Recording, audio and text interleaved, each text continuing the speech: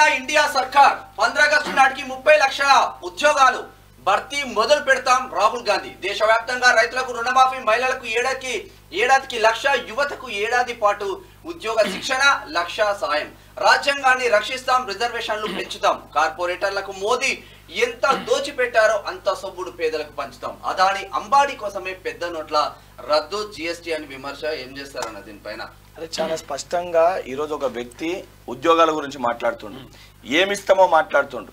ఒకవైపు వ్యక్తి డెవలప్మెంట్ గురించి మాట్లాడితే, ఇంకొక వైపు వాళ్ళు చాదస్తం గురించి మాట్లాడి ఏదైతే ఎమోషనల్గా సెంటిమెంట్గా గుడిని ఏదైతే సంబంధించి కులాల వారీగా ఓట్ల లబ్ధి పొందే ప్రయత్నం చేస్తారు. మన బతుకు కోసం మనం ఆలోచిద్దామా? ఈరోజు అన్న మన గుండెపోటు వచ్చిందనుకో అన్న, మొదట ఎడికి తీసుకుపోతాం మన కుటుంబ సభ్యుల్ని. హాస్పిటల్ తీసుకుపోయినాక దేవుణ్ణి మొక్కుతాం. హాస్పిటల్ అనేది అవసరం, దేవుడు అనేది నమ్మకం. అంతే. ఈరోజు హాస్పిటల్లో మా తల్లో మా తండ్రో సర్జరీ మంచిగా కావాలని చెప్పని సర్జరీ అవుతుంటే దేవుణ్ణి మొక్కుతా. దేవుణ్ణి దేనికోసం మొక్కుతా? నా కుటుంబ బాగు కోసం మొక్కుతా.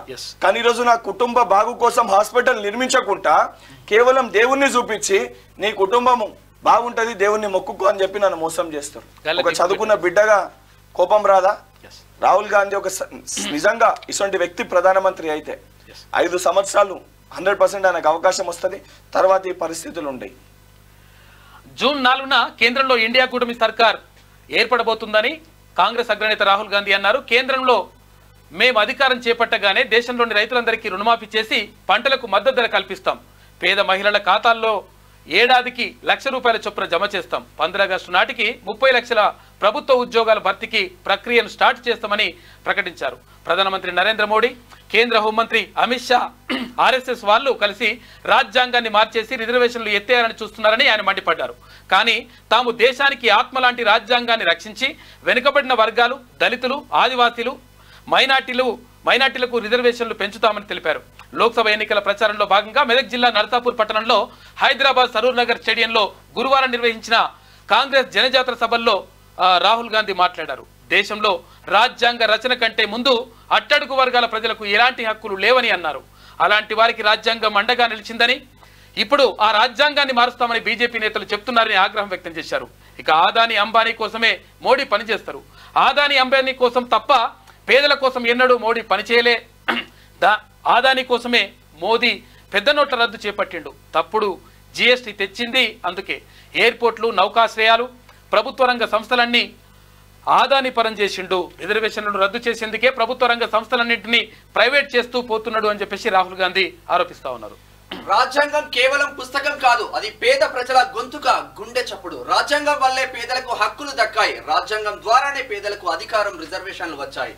మేధావులు, మహామహులు ఏళ్ల తరబడి కృషి చేసి దేశానికి రాజ్యాంగాన్ని అందించారు. ఈ రాజ్యాంగం కోసం అంబేద్కర్, గాంధీ, నెహ్రూ లాంటి వారు తమ చెమటను, రక్తాన్ని దారిపోసారు. ప్రపంచంలో ఎవ్వరూ మన రాజ్యాంగాన్ని రద్దు చేయలేరు. రాజ్యాంగాన్ని కాపాడుకునేందుకు మేమంతా పోరాడుతామంటూ రాహుల్ గాంధీ చెప్పారు. అయితే అన్ని విషయాలు రాహుల్ గాంధీ చెప్పినటువంటి విషయాలు ఓకేనన్నా. కాకపోతే ఏంటంటే దీనిపైన కొంతమంది అడుగుతున్నారు, దేశవ్యాప్తంగా రైతులకు రుణమాఫీ చేయడం మంచిది, ఇది చాలా మంచి పరిణామం. కాకపోతే అంటే మహిళలకు ఏడాదికి ₹1,00,000 ఎట్లా చేస్తారు, అది సాధ్యమవుతుందా అట్లా అని చెప్పేసి. ఈరోజు దేశ సంపద అనేది మన ఆర్థిక వ్యవస్థ చాలా బలంగా ఉంది. ఇదంతా కూడా తీసుకొని ధనికులకు పెడుతుంది. ఓకే, సో ఉన్నదాని ప్రకారం అన్ని ఆలోచించి ఏ రకంగా బీపీఎల్ సంబంధించి ఎవరైతే అర్హులైన, ఓకే అంటే వాళ్ళ లెక్క కదా పెట్టుడు అంటే అందరికీ కాకుండా ఎవరైతే అర్హులైన బిలో బీపీఎల్ కింద ఉన్న వాళ్ళకి 100% ప్రతి ఒక్కరికి కూడా అవసరం ఇది. ఎందుకంటే అందరినీ సమానంగా తీసుకురావడం అనేది ₹1,00,000 ఇవ్వడం సాధ్యమే అవుతుందా అని చెప్పేసి. ఎందుకు సాధ్యం కాదన్న?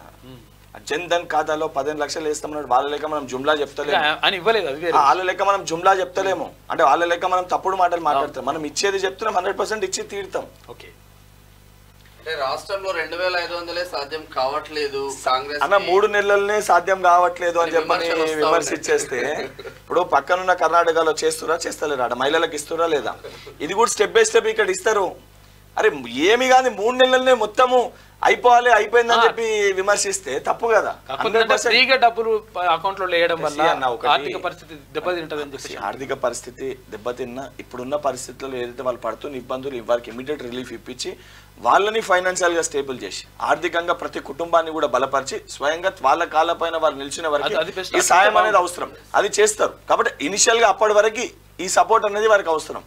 నిలబెడుతూ సాయం చేస్తూ ఆ కుటుంబాన్ని వాళ్ళ కాళ్ళపైన వాళ్ళు నిలబెట్టే ప్రక్రియ తప్పనిసరిగా ఇండియా కూటమి కాంగ్రెస్ ప్రభుత్వం చేస్తుంది.